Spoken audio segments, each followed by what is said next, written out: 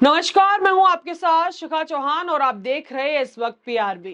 Ahmedabad plane crash हादसे में PM Modi और शाह के इस्तीफे की मांग हमने अब तक देखी। अहमदाबाद में नेताओं के फोटोशूट की पूरी कहानी भी हमने देखी, पूरी दास्तां हमने देखी और आज इसी रिपोर्ट में बताएंगे कि बीजेपी के ही एक नेता ने इस पूरे के पूरे फोटोशूट की पोल खोली। लेकिन उससे पहले जो प्लेन क्रैश हुआ और उसमें जो ब्लैक बॉक्स मिला, आखिर उसे अमेरिका क्यों भेजा जा रहा है, ये भी जानेंगे। और साथ ही साथ ये भी पता करेंगे कि क्या कुछ छिपाने की बड़े पैमाने पर साजिश चल रही है, क्यों ब्लैक बॉक्स मिलता है और उसको अमेरिका भेजा जाता है, क्यों एक जो ठोस सबूत जिस पर सबकी निगाहें टिकी थी उससे कुछ भी सामने निकल कर नहीं आता है। बताया जाता है कि वो डैमेज हो गया है, जबकि ब्लैक बॉक्स, आपको और हम सबको पता है कि ब्लैक बॉक्स जो है प्लेन के पीछे के हिस्से में यानी कि टेल जो रहती है उसमें रहता है, ताकि अगर कितना भी बड़ा हादसा हो, कुछ भी हो, वो डैमेज ना हो। और वो इतनी दूर जाके गिरता है कि, और कह सकते हैं कि आयरन रहता है उसकी केस में, एल्युमिनियम के केस के अंदर वो बंद रहता है, तो उसमें खराब होने और डैमेज होने जैसी चीज एक बहुत बड़ी बात है कि इतने जो जिस पर सबकी निगाहें टिकी थी वो जो ठोस सबूत है वो डैमेज होने की खबर सामने आई। लेकिन उससे पहले इस पूरी की पूरी जो खबर है, क्या कुछ साजिश की जा सकती है, इस पर चर्चा करने से पहले कुछ शब्द मैं कहना चाहती हूँ, जरा आप उनको ध्यान से सुनिए। देखिए, जब मैं उठा तो मेरे चारों ओर लाशें थी, मैं डर गया था, मैं खड़ा हुआ और भागा, विमान के टुकड़े हर तरफ बिखरे थे, किसी ने भी मेरी मदद की और मुझे एम्बुलेंस तक ले गया। ये शब्द अहमदाबाद प्लेन दुर्घटना में बचे एकमात्र व्यक्ति के हैं। जरा सोचिए मंजर क्या होगा, आसपास हर जगह जहां सिर्फ और सिर्फ लाशें बिछी हों और लोग इस स्थिति में हो कि आप पहचानना तो दूर की बात है, उन्हें देखने से भी कतराएंगे। बड़े बूढ़े बच्चे, फैमिली, माँ बहन, पत्नी, बहू, नाती पोते, सब किसी ना किसी का हर रिश्ता इस जो ये दुर्घटना हुई 274 आंकड़े जो है अभी सामने आए, पहले 265 थे, फिर 70 से ऊपर हुए 74, 274 परिवारों का कोई ना कोई रिश्ता इस घटना में, जैसे ये प्लेन क्रैश हुआ, इसमें जलकर खाक हो गया। लेकिन नैतिक जिम्मेदारी कौन लेगा, ये जिम्मेदारी किसकी थी, कौन इसका जिम्मेदार है, ये अभी तक क्रैश के धुएं की तरह धुंधला है, किसी ने भी एक्सेप्ट नहीं किया। वहीं जब खबर आई थी कि अधिकारियों ने बताया था कि उन्हें ब्लैक बॉक्स मिल गया है, तो सबकी निगाहें ब्लैक बॉक्स पर टिकी थी और सब उम्मीद कर रहे थे कि अब सारे के सारे भेद खुल जाएंगे। आखिर क्रैश का कारण क्या था, कोई साजिश थी, बॉम्ब ब्लास्ट था या कुछ और, क्योंकि ब्लैक बॉक्स के अंदर कॉकपिट में जो भी कुछ हुआ रहता है, पायलट और जो को पायलट रहता है उसके बीच की बात, तमाम जो भी ऑडियो रहता है कॉकपिट के अंदर, वो सारा का सारा ऑडियो ब्लैक बॉक्स में मौजूद होता है। जो भी बातचीत रहती है वो सब कुछ रहती है ब्लैक बॉक्स में। अब ब्लैक बॉक्स के बारे में भी हम जो है बारीकी से चर्चा इसी रिपोर्ट में करेंगे, लेकिन उससे पहले आपको बता दें कि अब बड़ा सवाल ये उठ रहा है कि मिले हुए ब्लैक बॉक्स को आखिर अमेरिका क्यों भेजा जा रहा है। ये रिपोर्ट जो है द इकोनॉमिक्स टाइम की रिपोर्ट ने सबके जो है होश उड़ा दिए, सबको सोचने पे मजबूर कर दिया और ये खबर सामने निकल कर आई है कि जो ब्लैक बॉक्स मिला है उसको अब भारत सरकार जो है अमेरिका भेजेगी। Air India plane Boeing 787 aircraft जो दुर्घटनाग्रस्त हुआ उसमें जो ब्लैक बॉक्स निकला उसको अब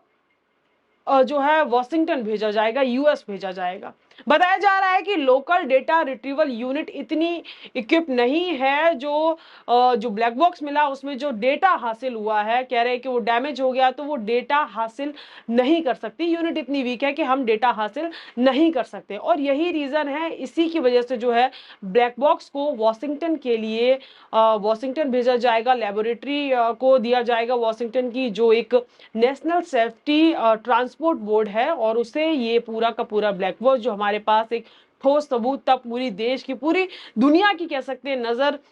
जिस ब्लैक बॉक्स पे टिकी थी, अब उसको वॉशिंगटन भेजा जाएगा। और सवाल अब यही ये भी उठ रहे हैं कि आखिर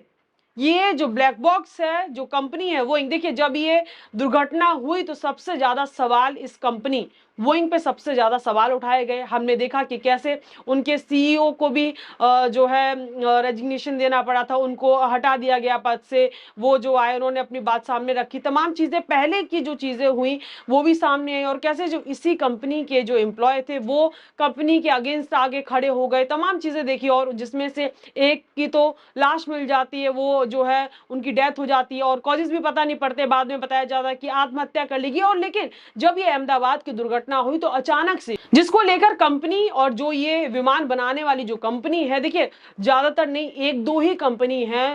मोस्ट ऑफ दो ही है, बोइंग और एक और कंपनी है जो एक दूसरे को टक्कर देती है, वो जो एयरक्राफ्ट बनाती है। तो बड़ा, इतनी बड़ी कंपनी जो बड़े बड़े एयरक्राफ्ट बनाती है और 2100 करोड़ का जो एयरक्राफ्ट जो कंपनी बनाती है, तो आप अंदाजा लगाइए कितने बड़ा इनका मार्केट होगा और कितने बड़े कितना बड़ा बाजार होगा। उसमें अचानक से शेयर गिर जाना और कंपनी का कह सकते हैं डिफेम होना, तरह तरीके से चीजें सामने निकल कर आना,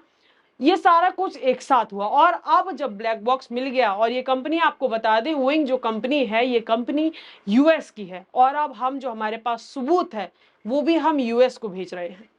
तो कहीं ना कहीं इसके पीछे अब लोगों का कहना और कयास भी लगाए जा रहे हैं कि कहीं ना कहीं पूरी साजिश का शिकार भी बन सकते हैं हम, और हमारे लिए ये कोई साजिश भी हो सकती है कि जिस जहां की ये कंपनी है वहीं हम पूरा डेटा भेज रहे हैं। देखिए भारत, कई लोग ये भी कह रहे हैं कि भारत जो लेबोरेटरी हमारे पास नहीं है, हमारे पास इक्विपमेंट नहीं है, हमारे पास वो टेक्नोलॉजी नहीं है जो कि जिससे हम जो डैमेज ब्लैक बॉक्स है उसको हम सुन पाए कि ऑडियो में क्या कुछ कहा जा रहा है। तो ये भी कहा जा रहा है कि सरकार को ये भी सजेशन लोगों के द्वारा दिए जा रहे हैं कि आप जो है यूएस से लोग यहाँ पे बुला लीजिए, उनकी जो टेक्नोलॉजी है, जो भी उनके पास इक्विपमेंट्स है, वो आप यहाँ पर बुला लीजिए, वो आप इंडिया में, भारत में ही बुला लीजिए, पर अपना ब्लैक बॉक्स जो हमारे पास एक सबूत है उसको जो है वहां नहीं भेजिए। अब जो जब ये भेजा जाएगा उसके बाद वही जो लेबोरेटरी है वो हमें सबूत देगी कि क्या हुआ था, और क्या मतलब पहले भारत से ब्लैक बॉक्स वहां जाएगा, फिर वहां से वो हमें प्रोवाइड करेंगे वो सबूत, वो ऑडियो जो लास्ट टाइम में जब क्रैश हुआ तो लास्ट टाइम में क्या बातचीत हुई वो हमें बताएंगे। तो इसके पीछे अब कई सारे सवाल, कई सारी कयासबाजियां और कई सारी चीजें फिर एक बार खड़े हो गए। साथ ही साथ ये भी सवाल है कि अब सवाल आखिर किससे किया जाए कि ये इतने बड़े हादसे के पीछे का कारण क्या है। गृह मंत्री से जो कहते हैं कि एक्सीडेंट है और एक्सीडेंट को रोका नहीं जा सकता, या एविएशन मिनिस्टर से जो वहां घटनास्थल पर पहुंचते हैं, रील बनाते हैं, फोटोशूट कराते हैं, बड़ी मुश्किल से एक प्रेस कॉन्फ्रेंस करते हैं, और उसमें भी मीडिया का, पत्रकारों का किसी भी सवाल का, सिंगल क्वेश्चन का आंसर नहीं देते हैं और प्रेस कॉन्फ्रेंस खत्म हो जाती है। या फिर सरकार से सवाल करें, या सत्ता में बैठे किन लोगों से सवाल किया जाए, आखिर इसका जवाब कौन देगा? कि एयर इंडिया देगी जो कि टाटा को भेज दिया गया है, या अडानी देंगे जिनको एयरपोर्ट भेज दिए गए हैं, आखिर इसका जवाब कौन देगा? और ये जो 270 से ऊपर जो परिवार हैं, इनके जो लोग गए हैं, इनकी भी निगाहें, सबकी निगाहें ब्लैक बॉक्स पर ही टिकी थी कि कब जो है चीजें साफ होंगी। ये सारा का सारा दुर्घटना, आखिर लोग क्यों मारे गए, आखिर उनके जो परिवार के सदस्य थे वो कैसे उन इतनी बड़ी दुर्घटना का शिकार बन गए। एक मिनट ही प्लेन उड़ता है और एक मिनट में ही जो है धड़ाम से गिरता और तमाम लोगों की मौत हो जाती है। आप कितना मुआवजा दोगे? कोई मुआवजा, कोई रकम इन 270 परिवारों की भरपाई नहीं कर सकती, क्योंकि ये जख्म पूरी जिंदगी, पूरी उम्र का जख्म है, ये उम्र भर के जख्म है। एक दौर था जब देश में अगर कोई घटना होती थी तो मंत्रालय का मुखिया इस्तीफा दे देता था और नैतिक जिम्मेदारी अपने ऊपर ले लेता था। लेकिन अब इतनी बड़ी बड़ी घटनाएं रोज हो रही हैं, इतने बड़े हादसे हो रहे हैं, लेकिन मजाल है कोई भी मंत्री एक इस्तीफा तो छोड़िए, नैतिक जिम्मेदारी भी अपने ऊपर लेने को तैयार नहीं है। तमाम लोग, तमाम देश की जनता इंतजार में रह जाती है कब कोई प्रेस कॉन्फ्रेंस होगी, चाहे पहलगाम को लेकर, चाहे अहमदाबाद प्लेन क्रैश हुआ इसको लेकर, या जो भी दुर्घटना हो रही इसको लेकर, कब कोई प्रेस कॉन्फ्रेंस होगी, सरकार कब अपनी गलती मानेगी, जो मंत्रालय जिसके पास है, मंत्रालय के मुखिया कब जो है उसके ऊपर एक्सप्लेनेशन देगा, आके बात रखेगा, हाँ भाई यहाँ चूक हुई, ये गलती थी। लेकिन वो इंतजार महज जनता का इंतजार बनकर ही रह जाता है, जो कभी भी खत्म नहीं होता। नेता घटना स्थल पर मानो ऐसे जाते हैं कि जैसे कोई विजिटिंग प्लेस पर जा रहा है, वहां जाते हैं, फोटोशूट कराते हैं, वीडियोग्राफी कराते हैं, और वापस आ जाते हैं। वहीं अब तो रील का दौर है तो ट्रेंड भी फॉलो करते हैं, रील बनाते हैं, सैड म्यूजिक लगाया जाता है, ट्रांजिशन लगाए जाते हैं, तमाम जो है अलग अलग एंगल लिए जाते हैं। पर घटना क्यों हुई, कैसे हुई, ये जानकारी ना कोई मंत्री देता है ना कोई मंत्रालय। चूक किसकी थी इस पर चुप्पी कोई नहीं तोड़ता। ट्रेन दुर्घटना हो या प्लेन दुर्घटना हो, राजनीति में अब हमारा कल्चर हो गया है कि मुआवजा दे देना। और इस घटना पर भी यूं ही हुआ। परिजनों को 1-1 करोड़ का मुआवजा राशि दी जा रही है। इस AIA 171 विमान दुर्घटना में एक पिता की मौत पर बेटी ने उल्टा ही कह दिया कि मैं एयर इंडिया वालों को 2 करोड़ रुपए देती हूँ, मेरे अगर फादर को, मेरे पिता को आप ला सकते हो तो वापस ला दें। ये एक जोरदार तमाचा था उस कल्चर पर जो मुआवजा देने की बात करता है, जिसको लगता है मुआवजा देने से सब कुछ ठीक हो जाएगा। बता दें कि भारतीय जनता पार्टी के ही नेता सुब्रमण्यम स्वामी ने इस पूरी घटना पर बहुत गंभीर बात कही और पीएम मोदी के साथ साथ कई नेताओं के इस्तीफे की मांग की। सुब्रमण्यम स्वामी कहते हैं कि 1950 के दशक में जब रेल पटरी से उतर गई थी तब लाल बहादुर शास्त्री ने इस्तीफा दे दिया था। उसी नैतिकता के आधार पर मैं प्रधानमंत्री मोदी और गृह मंत्री अमित शाह से और जो नागरिक उड्डयन मंत्री हैं नायडू, उनसे इस्तीफे की मांग करता हूं ताकि स्वतंत्र और निष्पक्ष जांच हो सके। यानी कि बीजेपी की ही नेता को ये लगता है कि अगर प्रधानमंत्री या गृह मंत्री या उड्डयन मंत्री रहे तो जो जांच है वो निष्पक्षता के साथ नहीं हो पाएगी। और अब उसी चीज पर, इसी एक स्टेटमेंट पर सवालों की बौछड़ी लग गई है कि जो ब्लैक बॉक्स है उसको आखिर यूएस क्यों भेजा जा रहा है, जहां की कंपनी, जिसका एयरक्राफ्ट, उसको लोग गलती दे रहे हैं, तमाम उसका बाजार पूरा गिर चुका है और उसी देश को आप वो ब्लैक बॉक्स भेज रहे हैं। वो हमें सबूत देंगे, वो हमें बताएंगे, वो तो हमें फिर कुछ भी सबूत दे सकते हैं, वो तो हमें फिर कुछ भी बता सकते हैं, क्योंकि इतनी बड़ी कंपनी है, इतनी जल्दी डिफेम नहीं होना चाहेगी, इतनी जल्दी वो सारे इल्जाम अपने ऊपर नहीं लेना चाहेगी। क्यों सरकार उनके जो टूल्स हैं, जो टेक्नोलॉजी है, जो इक्विपमेंट है वो इधर नहीं बुलाती? क्यों ब्लैक बॉक्स को यूएस भेजा जाएगा? सबसे बड़ा सवाल ये उठ रहा है। और जो सुब्रमण्यम स्वामी ने कहा था कि स्वतंत्रता और निष्पक्ष तरीके से जांच नहीं हो पाएगी, अगर ये लोग इस्तीफा देंगे तभी जो है स्वतंत्र और निष्पक्ष तरीके से जांच हो सकेगी। मोदी और उनके साथी अब तक जो कुछ भी कर रहे हैं वो सिर्फ दिखावा है जिसे रोकना होगा। ये भी शब्द सुब्रमण्यम स्वामी के ही हैं और ये कोई विपक्ष के नेता नहीं, ये खुद बीजेपी के ही बड़े नेता है जिन्होंने ये बड़ी बात कही। अब जब पार्टी के अंदर से ही लोग ये बात खुले तौर पर कह रहे हैं तो क्या समझा जाए। और एक बार फिर अहमदाबाद में हुए प्लेन दुर्घटना को चर्चाओं में, सुर्खियों में और कह सकते हैं कि बुरी तरीके से हेडलाइंस के बाजार गर्म कर दिए हैं, जब हमारे पास हमारा पुख्ता सबूत को यूएस भेजने की बात कहेगी। चलिए अब चर्चा करते हैं ब्लैक बॉक्स की कि आखिर ब्लैक बॉक्स क्या होता है। देखिए कई सारे लोग हैं जो कि देख रहे हैं, सुन रहे हैं ब्लैक बॉक्स, लेकिन वो नहीं जान पा रहे हैं कि आखिर ये है क्या। देखिए ब्लैक बॉक्स आपके मन में, सबके मन में सवाल जो एविएशन इंडस्ट्री से हैं, और अब तो इतनी ज्यादा खबर बन चुकी है, इतनी ज्यादा इसको लेकर न्यूज आ चुकी है, सबको पता है कि ब्लैक बॉक्स क्या होता है, किसके इसके अंदर क्या होता है और जो कैसे काम करता है। लेकिन अब जब खबर आई कि वो डैमेज हो गया है, हमको प्रॉपर ऑडियो नहीं मिल रही है,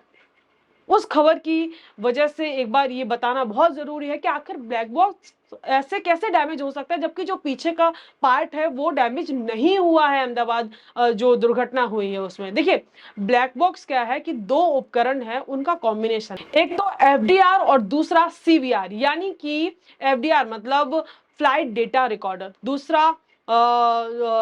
सीवीआर। तो सबसे पहले जो एफडीआर है उसके बारे में चर्चा करें। देखिए ये विमान की गति और ऊंचाई, इंजन की स्थिति और थ्रस्ट विंग की स्थिति, पिच जैसे कि 88 से अधिक तकनीकी जो है जानकारियों को रिकॉर्ड करता है। वहीं जो सीवीआर है यानी कि कॉकपिट वॉइस रिकॉर्डर, यह पायलट के बीच बातचीत और कॉकपिट में आने वाली अलार्म, बाकी सभी ऑडियो को रिकॉर्ड करता है। जैसे कि मैंने आपको बताया कि कॉकपिट के अंदर जो भी पायलट है, को पायलट है, उनके बीच की बातचीत और जो भी कुछ ऑडियो आती है, जो भी कुछ बातचीत, जैसा भी साउंड होता है वो सब रिकॉर्ड करती है। देखिए इसे कहा जाता है ब्लैक बॉक्स, लेकिन इसका असल रंग जो होता है वो कुछ चमकीला होता है, ऑरेंज रहता है, ऑरेंज टाइप में होता है, ताकि दुर्घटना स्थल पर इसे आसानी से तलाशा जा सके, खोजा जा सके। अब ब्लैक बॉक्स काम कैसे करता है? देखिए ब्लैक बॉक्स विमान के पिछले हिस्से में होता है, जैसे कि मैंने आपको बताया कि जो प्लेन रहता है उसकी टेल जो जहां रहती है उधर ब्लैक बॉक्स को लगाया जाता है, क्योंकि अगर दुर्घटना के दौरान जो विमान है उसका पिछला हिस्सा बहुत देर में प्रभावित होता है और कभी कभी होता ही नहीं, जैसे कि अहमदाबाद प्लेन क्रैश में आपने देखा कि पिछले जो पिछला हिस्सा है तस्वीरों में वीडियो में वो एकदम ठीक है, उसमें कुछ नहीं हुआ है और वो ठीक है, मतलब जैसे कि आगे का हिस्सा पूरा जल गया और पूरा मतलब कुछ पता ही नहीं पड़ा, तो पिछले जो हिस्सा है वो ठीक है, जिससे डेटा सुरक्षित रहने की संभावना ज्यादा होती है, इसलिए वो पीछे लगाया जाता है। रिकॉर्डर को जो है मजबूत टाइटेनियम या स्टील के केसिंग में बंद किया जाता है और 1100 डिग्री सेल्सियस तक इसको जो है ये गर्मी और दबाव दोनों को झेल सकता है। अब देखिए जो इतनी मजबूती टाइटेनियम या स्टील की केसिंग में बंद रहता है, 1100 डिग्री से ज्यादा गर्मी को और भारी दबाव को झेल सकता है, वो ब्लैक बॉक्स आखिर डैमेज कैसे हुआ?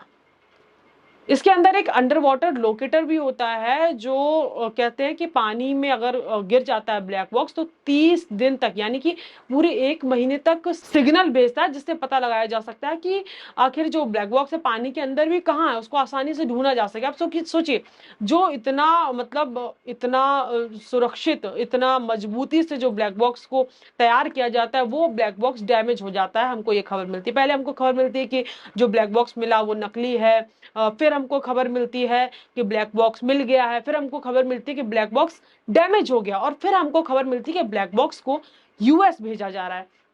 अब ये जो 3-4 पार्ट में जो खबरें आई हैं इनसे आप क्या सोच रहे हैं? पहले मिलना, फिर गलत मिलना,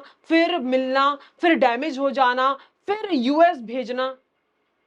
इस सबसे आपके दिमाग में क्या चल रहा है? इस खबर बस इतना ही, लेकिन अपनी राय अपनी प्रतिक्रिया कमेंट सेक्शन में हमें देना बिल्कुल भी ना भूले। तब तक के लिए मुझे दी इजाजत, बहुत बहुत धन्यवाद और देखते रहिए पीआरबी।